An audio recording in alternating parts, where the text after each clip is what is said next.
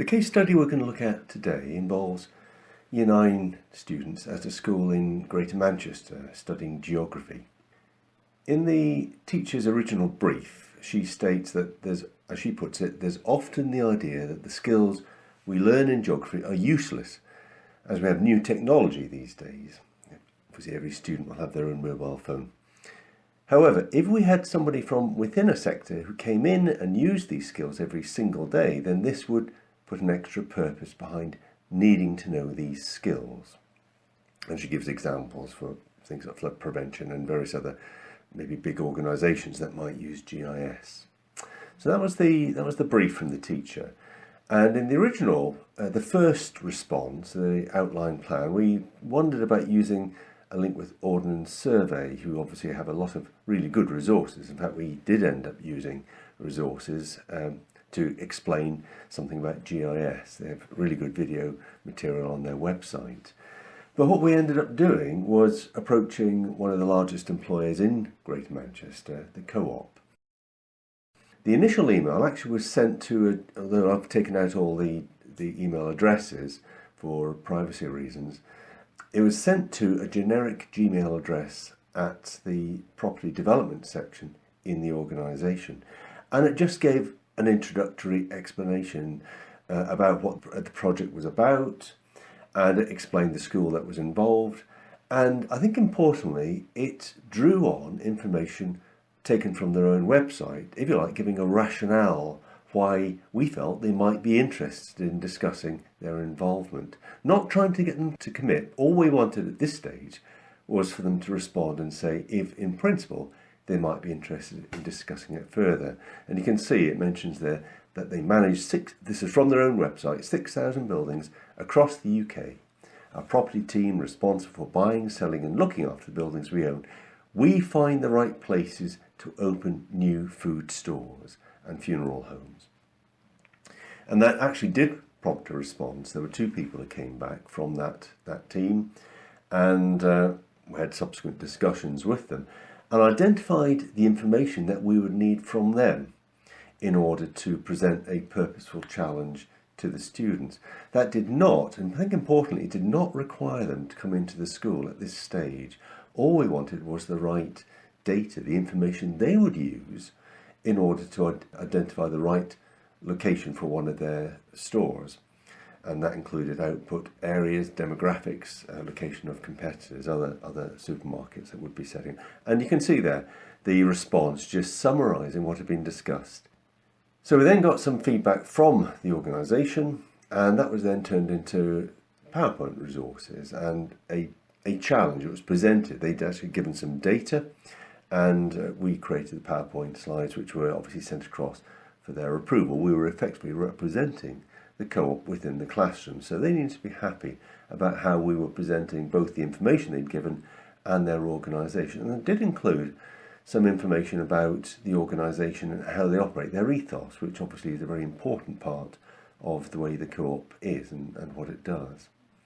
And then finally we got confirmation about a date for coming into the school and an outline of what it is they will be asking. They were expecting the students to have done an investigation, what they'd expect them to have researched, and a presentation that they would be doing when they came in. The students will be presenting to the employer when they came in, not the other way around. So the classroom resources, I mean, these are just a selection of the slides that were put together. You can see this is not rocket science, it's not complicated. Something that just sets the scene and points out the maps and GIS. You have to study them in geography in Year 9, and there's the link through to the Ordnance Survey video. Later on in the slideshow there was information about the Co-op and their ethos, the way the organisation operates. So the students understood the type of organisation that was involved, because actually a very important part of location is whether they were meeting the needs of a community, not just whether they're going to make money. Then it went on to describe when an investment of £750,000 is made in a new store, how do they go about doing it? How do they make sure they do get the right location? And we introduced them to the location and portfolio planning team.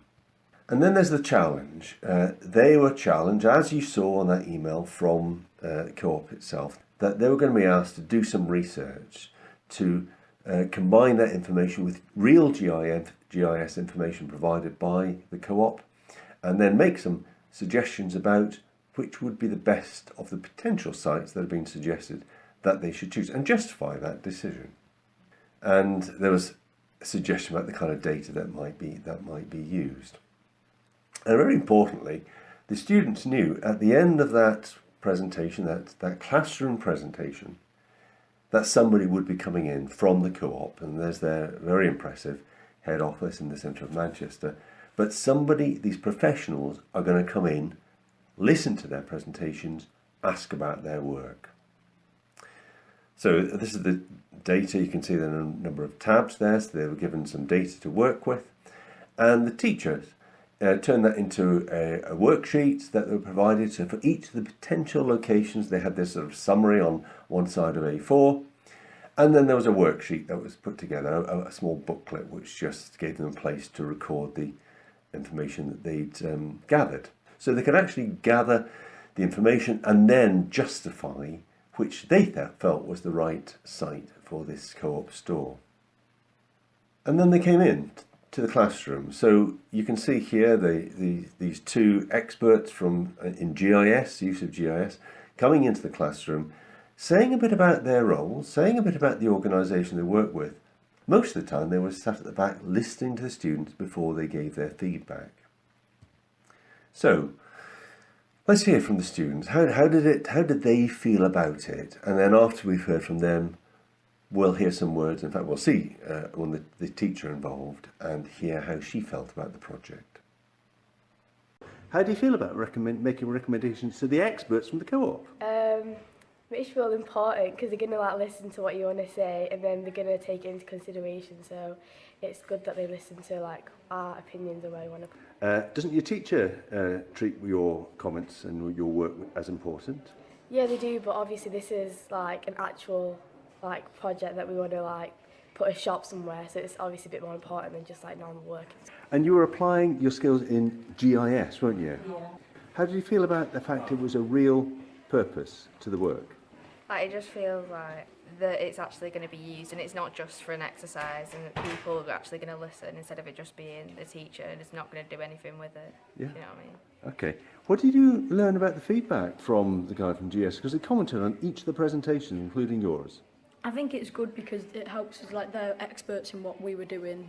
We don't normally do it, it's different, and it's good to have expert knowledge on our presentations.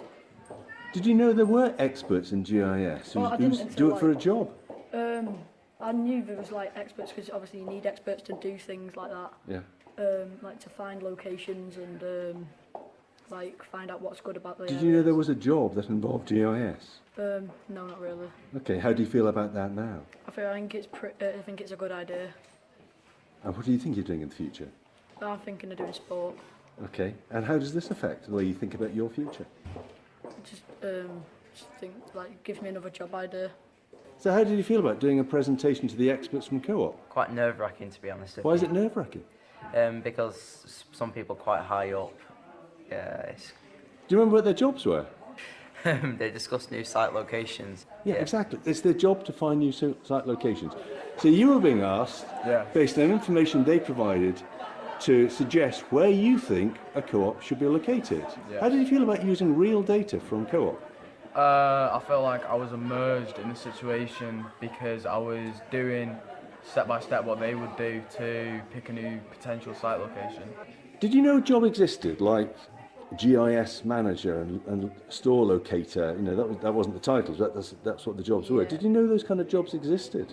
No, I just thought people would just get together and think where to put a new co-op and just put it there. But they use data, and you use their data as well to make those kind of decisions. How did you feel about the feedback you got from them at the end? Well, because they're experts, they gave really good feedback from us, so it was really helpful, and it was help us in the future if we wanted to ever do this. What do you think you're doing in the future? I'm thinking of going to a career of music, or I don't know, something athletic or... So you've got some ideas. How does it help having somebody from an employer or an external organisation coming in and talking about what they do for real? It makes me understand more, like, the background of stuff and how you have to work. Like they said, it takes years to build a business. Like, you have to work for years to get where you want to be. Do you think something like this would work in other subjects? Yeah, I think it would. Like, if they did it in English, it'd give you a lot more information. Okay, well, how would it how would it change the way you learn in the classroom if employers were involved, and how would it help you? It'd inform you more about jobs that you could go into after school, instead of you thinking, oh, I don't know what I want to be when I'm older. Is that what you think at the minute? Yeah. So would you like lots of experiences like this? Yeah, I think so. I think it'd help everyone. We've been doing a co-op challenge, working with a co-op to decide where their new store's going to be located, and it's to look at map skills GIS to promote that in careers. So how does that relate to what you have to teach them anyway in a geography lesson? It relates really well, but linking it to real life has worked much better. GIS is something we don't really touch on because we've not got the technology, but this has worked really well to just introduce it a little bit. So what differences have you seen in the classroom with the students? Much more engaged. They absolutely love that it's a real life scenario, and they use in the local area as well. They know those sites. They knew it before. There's like the Audi garage, but yeah. Really. So how many would then do you think would expect that GIS is something that could result in a career? Because we've got two people from co-op here whose job it is to use GIS in day-to-day work. I'm not sure, but I do think it's sparked enthusiasm, and we've enjoyed it a lot. But yeah. So how would you see this as being something that could be valuable in other areas, other topics? I think it's really valuable. Just being able to make those links between employers and careers, and just see how your subject is used, because sometimes people might think, oh, geography, you just be a geography teacher, but there's loads of different ways that your skills can be used outside in the real world, and I think it would work well in the other subjects as well.